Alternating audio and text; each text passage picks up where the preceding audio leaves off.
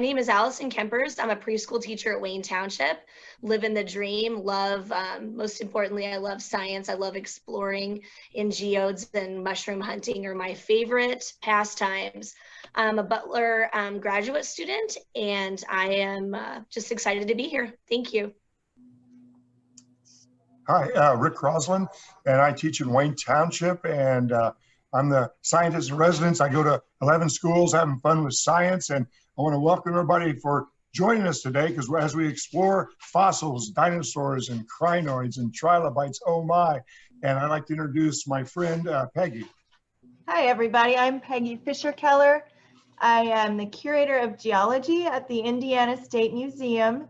So that means that I am responsible for our rocks, our fossils, our minerals. And with Rick, I will be talking to you all about some Indiana fossils today. Good deal. So fossils for me are really cool because you get to find in your hand a discovery of something from long ago. So the word fossil, I like to say the word fossil is evidence, it's a preserved evidence of past life. And you think of that preserved evidence of past life, preserved means it's like saved. You know, like we put our food in the refrigerator to freeze it to save it, or sometimes we put chemicals in it to save it, salt. So a fossil is preserved. It means it's saved. Evidence is another word for like a clue. Like I came home one day and my candy bar was missing. My drawer was open. I looked around and my daughter had chocolate on her lips. I said, "Come here, Caroline." I smelled and I could smell chocolate on her breath. And I said, "Aha, evidence, clues." She goes, "Yeah, Dad, I ate the chocolate." So a fossil is preserved evidence of past life. And life can be a plant, an animal, a virus. And so fossils give us a snapshot of one organism or individual back in time. Now I'll let Peggy from the State Museum argue later of how old a fossil can be, because every time I ask a paleontologist, that's the person who studies fossils, paleontologist, how old does it have to be? I get a lot of different answers. So I'm going with 10,000 years or more as a fossil. So when I'm dead, you'd have to wait 10,000 years if any of my parts would be preserved. And so if I did die suddenly, I would probably not turn into a fossil. The animals and critters might eat my skin, my hair, but my hard parts, my teeth and my bones might have a chance of surviving. So when a scientist or an explorer finds a fossil, we rarely find any of the stuff that was there at the start, but sometimes we do. And so let me show you just a couple things right here. I'll keep track of my time. This right here is a picture of a way you can make a fossil. So here is, let's say this is some prehistoric mud from millions of years ago, and some seashells made an imprint in it. And that imprint squeezed down in the mud, and then maybe that shell or those animals, they got covered up, no oxygen, and nobody disturbed them, and they were covered up for a long time. And then in came some new mud, and that new mud covered them up. And when that new mud covered them up, and then we let time take it, and it takes a lot of time. So eventually it may be eroded away, and you get a cast of what used to be there. And you can do this at home with some seashells, some clay, and some, I call it fossil mud, but actually it's plaster of Paris. So that is one way a fossil is made. Another way a fossil is made, and there's a couple things that you might want to think about when you learn about fossils, is that we have layers called strata, or layers of rock. Let me ask you this. This is new up here, so the old must be at the bottom. And so scientists keep track of where you find a fossil, because the farther down you go in the layers, usually it's the oldest. And so how is a fossil formed? There's a fancy word, taphonomy. Taphonomy, that's a weird word, taphonomy, but here's how you spell it, taphonomy. But basically it means, here's a fish swimming in the ocean, it dies, it gets covered up, no light, nothing bothers it, it's organic, a lot of its pieces get eaten away, and it leaves an imprint, and then minerals take the place of the bones, and then we dig it, erode it out later, and we find it. much like this one I have right here. This is actually a fossilized fish from Wyoming. And you can see that it's still in the rock and it's flattened, but it does tell us a lot about the structure of this fish. And this is very old, and you can go there today and find these beautiful snapshots of this fish that lived in the ocean millions of years ago. So there's a lot of different things that you can find in other parts. And I'm going to mostly talk about things that are not in Indiana. And one of my favorite is from South Dakota, these guys right here. This is a toe bone, actually a fossilized toe bone. I always make the mistake of saying a bone. This is not the bone anymore. It's been exchanged. Minerals have come into this. This is the toe bone and the next finger, like you see right here on mine, of an animal called an Edmontosaurus. And if you look at that, see these little holes right there? Just like your fingernail, you need blood to get to it to keep it alive. And those are the holes where the blood vessels came through. And you can see how the joints went together. And that is so cool to see this. This was found.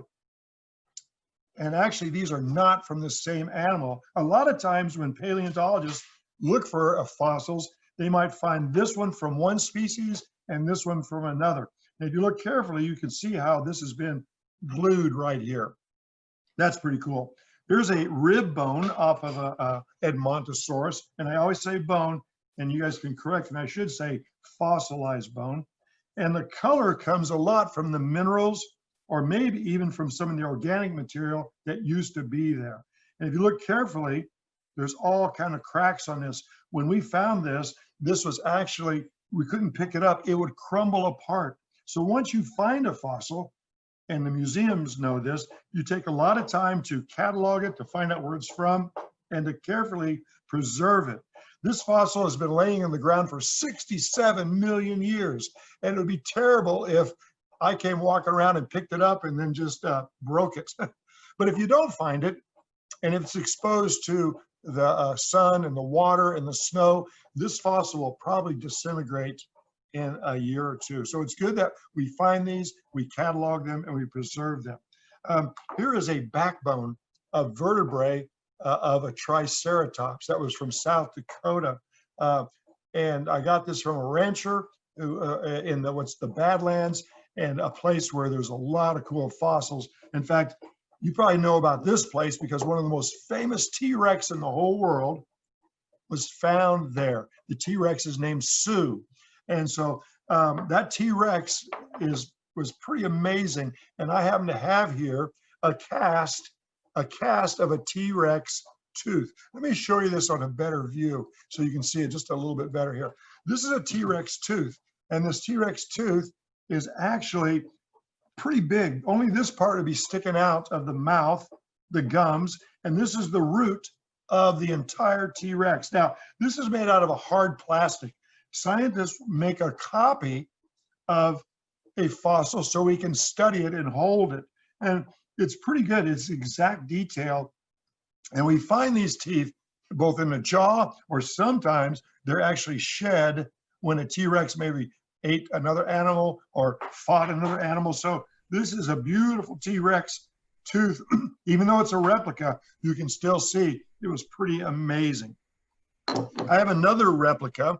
This is one of the oldest fishes in the world. And it doesn't even look like a fish. It kind of looks like a crab.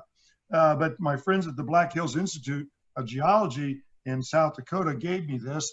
And it's called you guys got to help me with this, a Brachiopods fish. And it's one of the oldest fish from the Devonian age. And the Devonian age was a time of fish. And so this is not the actual fossil, it's a cast, but I can share it, I can touch it, whereas I would never want to touch this guy right here because it's so fragile. And so we got to, how's my time doing, Allison? You are out of time, my friend. Oh, well, I guess the last thing I'm going to show you, though, is my most famous fossil. And this is, let's see. Wow, look what it looks like. What is it?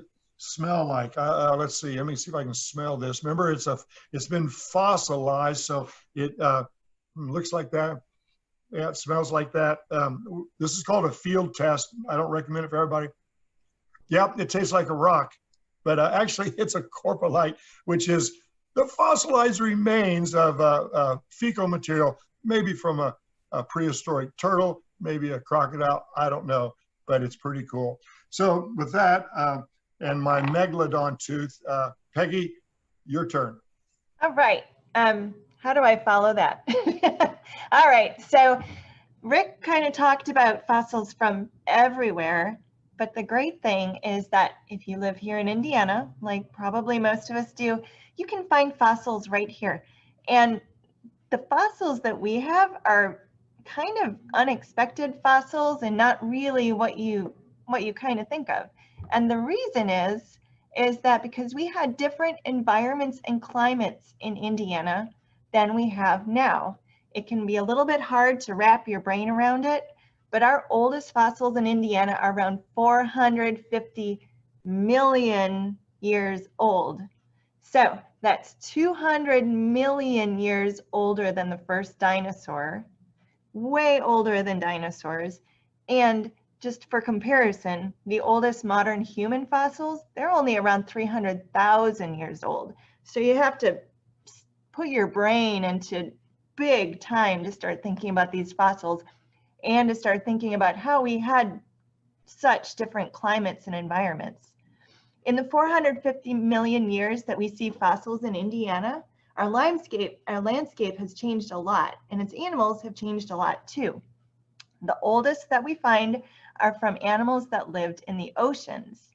And in fact, Indiana was covered by oceans on and off for millions of years. And Indiana's bedrock formed during this time, so that's where we find most of our fossils. Our oldest fossils are from the eastern corner of the state on the way to Cincinnati, and it's called the Brookville area. So some of these lived on the ocean floor, and some lived, swimming around. And in fact, it's the best place for you and your family to go look for fossils. The road outcrops and stream beds in that area are littered with fossils from that ancient ocean, and you can find them yourself. So some of the most common ones and the fun ones to find are called brachiopods. So here's an example of a brachiopod. Brachiopods are still alive today, but they're much less common in our oceans than they were in our ancient oceans. They lived on the ocean floor. Some of them did, attached to rocks, things like that. Others lived on other animals, kind of attached, so they were a little bit higher up in the ocean, on the ocean floor. They look a bit like clams. They have two shells, but they're not at all related. Brachiopods fed by capturing food particles that enter into their shells. And here are two examples. Here's an example from the Brookville area. And here's another example from the Brookville area. This one is very different. It's flat, but it still has those two shells. This one is sort of got more depth to it, but it still has those two shells. So alternatively, here is a kind of a clam from that same area. So also this clam had two shells. It looked very much like a brachiopod, but you can see that brachiopods, you can tell the difference. Brachiopods are the same if you kind of split them down the middle. They look the same, they have symmetry, and bivalves do not have that mirror image symmetry. So that's one way that you can tell them apart. Now here, I have to be careful with this one. Here's a fan favorite. This is a beautiful trilobite. Trilobites, unlike brachiopods, actually walked around the ocean floor. They had little legs, walked around looking for tiny food particles to eat. Now this is a fantastic example. They're called trilobites, not because of their three sections here, but because of their three longitudinal sections, so trilobes, trilobites. This is a great example. Obviously, this is a beautiful big one. And you probably might not find this guy if you go hunting for fossils, but it's really common to find fragments of this kind of trilobite. Here's some smaller examples, ones that you might actually find, and these are really cool. These are called Flexicolemini, and they don't look like that one because these guys rolled up as they died. They rolled up like pill bugs. They got afraid and they died, and they were buried and became fossils. All right, let me put this guy away because it's very delicate. Okay, another cool animal that lived in the ocean at this time was this thing called a nautiloid. Now, nautiloids, this kind of animal is not alive today, but they have living relatives like octopus and squid. And in fact, a nautiloid was essentially a squid with a shell.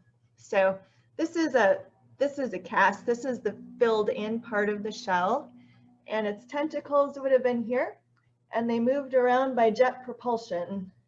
And they were the main predators in the ocean because fish were barely around at this time. So these were the guys to be afraid of. They were definitely the biggest things swimming around the ocean.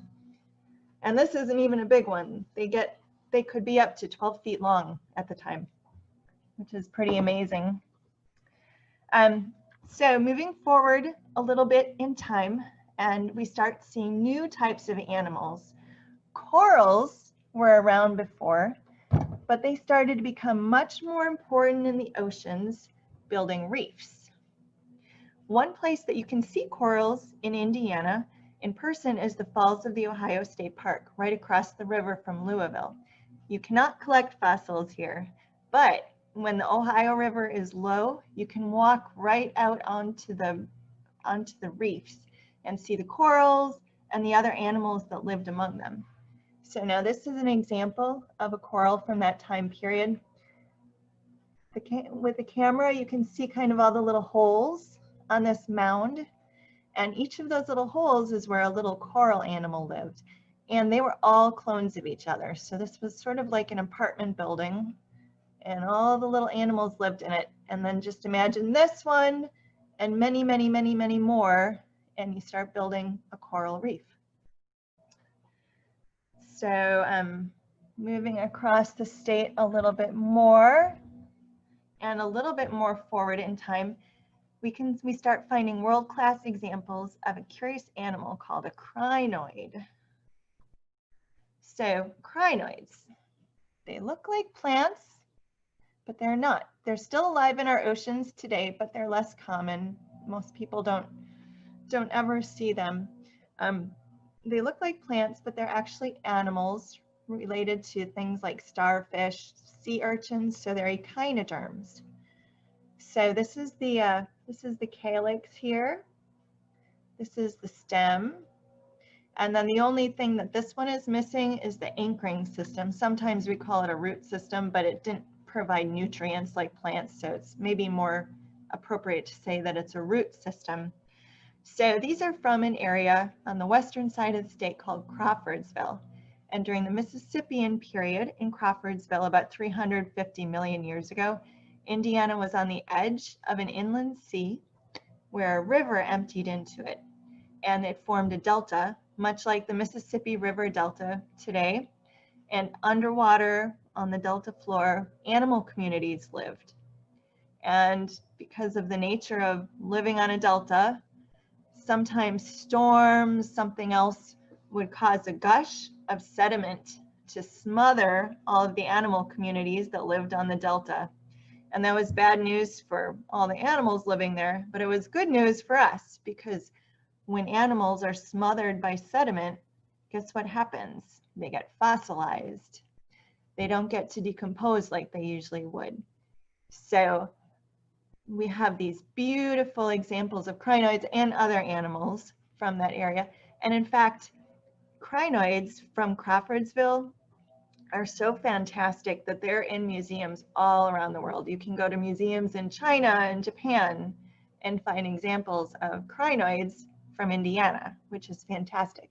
Now this one that I'm holding up, This is a crinoid called Elegantocrinus hemisphericus, and this is Indiana's proposed state fossil. It's not our state fossil yet, but it's being proposed as our state fossil from time to time, from year to year, depending on what the legislature is doing.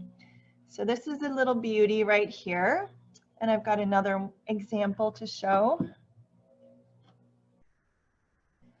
This is another one called Agaricocrinus, and you can tell it's got a little bit of a different calyx. It's still got the stem, and again, it doesn't have that anchoring system, but we do find some that do have the anchoring system. So in fact, so finally, oceans leave Indiana for good. We know that they did because we're nowhere near an ocean right now. So at some point, the oceans left. And that happened about 320, 30, 40 million years ago. And we start finding evidence of different kinds of animals. Instead of sea animals, ocean animals like brachiopods and crinoids, we start finding plants. So you can also, on the very western side of Indiana, we can find examples of leaves. Here's a leaf called Neuropterus. And here's another one, looks a little different, called Pecopterus. And these are examples of plants that helped build our coal forests. So, you know, Indiana is kind of known for coal, for all the coal layers that we have. That coal is built by vegetation. So we had really amazing forests that when plants died, they turned into coal. But the other amazing thing is that not just plants were around at this time. This is when we started having land animals walking around. So this, if you can see it, these are footprints from a reptile that was walking around a tidal flat looking for insects, living life, doing all the things that reptiles do. And we have examples of reptiles from this time. We have examples of amphibians. We don't have their bones from this time. For some reason, we haven't found their bones yet in Indiana. People have found bones from other parts of the world, but not in Indiana yet. But we do have their footprints, which is kind of cool because we can learn a lot of things about them from their footprints, like how long they were, how long their stride was, if they were running, if they were sort of interacting with each other. You can learn lots of neat things. So this is a really special fossil. So after this time, that was called the Pennsylvanian period. After the Pennsylvanian period, we really don't have any fossils for almost 300 million years. Imagine that, 300 million years. A lot went on during that time, including dinosaurs, right? Dinosaurs were almost certainly walking around here. There's no reason to think that they weren't walking around here. But Indiana and the land around it was sort of an upland. So instead of sediment depositing, sediment eroded, it went downhill. So we don't have any rocks from that time period. And if we don't have any rocks from that time period, it means we don't have any fossils from that time period either. So no dinosaurs are found here. So we have to skip forward a little bit to find more fossils. That means that we look at Ice Age deposits. So these aren't rocks anymore. This is sediment, but we find some great Ice Age fossils. And I've got a few here. And these are all about between 10 and 15,000 years old. So this goes back to what Rick was talking about with fossils. Is it a fossil? Is it not a fossil? Most of these are over 10,000 years old, so we would technically call them fossil. But here's the cool and tricky thing. A lot of these bones aren't fossilized. The minerals haven't changed their structure. So they're just like my teeth or my bones, but they're maybe discolored a little bit. But they're over 10,000 years old. So as a paleontologist, we would still call them fossils, right? Here are two examples of things. This is a mastodon tooth, and that's a single tooth. So mastodons, I don't know if everyone knows what mammoths and mastodons are. They're both hairy Ice Age elephants. Mastodons were shorter, their bones were shorter, they're a little bit stockier, their bones were sort of bigger. Mammoths were taller and their bones were a little narrower, they were more gracile. So we like to say that mastodons were the football players and mammoths were the basketball players. But there were some major differences between them. In fact, they weren't even closely related, because here's a mastodon tooth, and now here I've got a mammoth tooth. See, they look super different. And this one has a very small eating surface, but this actually looks more like a modern elephant, and they're more closely related to modern elephants than they are to mastodons. So that means they ate different things, right? They both lived here in Indiana. They probably crossed paths. We find remains of them from all over Indiana, from every county, but they both looked really, their teeth especially look different. So mammoths with this surface, this kind of chew surface, probably ate more grasses, things like that. Imagine a cow chewing cud. And Mastodon. And Miss Peggy, yeah, we're about out of time if you want to finish up what you were saying about the two. And we have quite a few questions in the chat box. So for Mr. Crosslin and for you too. So if you want to wrap that up, and I can get to those questions. Sure. Yep. The last thing I was going to say was mastodons with this chew surface probably ate more twiggy, woody material. And then I will throw it over to you. Great. Chris had some wonderful questions. He wanted to know more about an Edmontosaurus, and he wanted to know about that dinosaur. And he also wanted to know if it was a herbivore, a carnivore, or an omnivore. Sure. Thanks for that question. So the Edmontosaurus, we nicknamed that as the cow of the Cretaceous, because it seems that's what T-Rex ate. It was a duck-billed dinosaur, and I have teeth I found, and the teeth almost look like that mammoth tooth, because there are a whole bunch of teeth, small in order for chewing, not for breaking bones and not for grabbing flesh. So we would say it was an herbivore. It's called an Edmontosaurus. Most fossils are named three ways: who found them, where they're found, or what they look like or how they act, like a T-Rex, a Tyrannosaurus, tyrant, lizard, king. And Edmontosaurus, the first one found and described by scientists, was found outside of Edmonton, Canada. So it got the name Edmontosaurus. And I will say that I love, Peggy, what you did at the State Museum. You guys should go to the State Museum. You can see a lot of these fossils. And this one right here is woolly mammoth hair. So sometimes a fossil can be actually what's left of that. Now, we don't have a mosquito to get DNA or bring a dinosaur back to life yet, but that is so cool. So I hope that answers your question. Thank you. Yes, and also another question too is about the horseshoe crab was alive when the dinosaurs were. They wanted to know if that was, the crab was alive then. That's a Peggy question, right? Oh, the trilobite? So I think that's what, yeah, I think that's what he was referring to. Okay, yeah, yes. It looked like one. Maybe it looked like a horseshoe crab, perhaps. Yeah, I think they were. I'm gonna have to get back to you on that one. It's a little bit early in the morning and I can't think of when they went extinct. So I think they overlapped though a little bit, yes.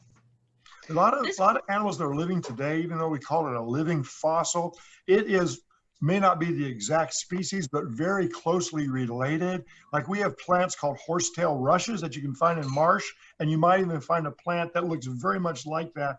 And the scientists, I don't know if they're the exact species, but very closely related. I have to show you though, my favorite fossil, one of my favorite fossils in the whole world, I found in Indiana, and it's very beautiful. I found it like that, and it was from the mud of what Peggy was talking about. And when I took a hammer and gently cracked it open, that's what I found. And that is a, what's that one, Peggy? Optilus? What's the name of this? Picopterus. Pecopterus, a fern leaf fossils. We have time for maybe one more question.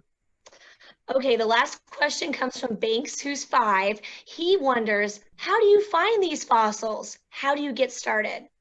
So a great way to start finding these fossils, I mean, you can go look in your yard. You might not find them, but if you start going to look at where there's rocks, where there's outcrops, and you might need your parents to help take you there, go down to the Brookville area and park safely along the side of the road. And just kind of find areas where rocks are outcropping along the road, and you're going to start finding fossils.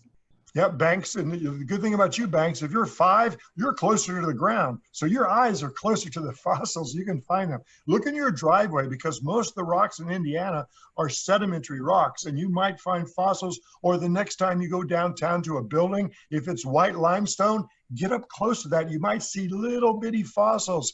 You know, they're fun and easy to see. And also, parents and everybody, in the chat feature, we put I run a summer camp. We take kids to fossil collecting, and there's a link on how you can go and the safe way to collect fossils, a family field trip. Guys, thank you. And Peggy, thank you from the Indiana State Museum. That was awesome. I love your job. And Allison from Butler and Wayne Township, thank you for helping. And guys, this will be recorded, and leave a message in the chat. We'll see you next time.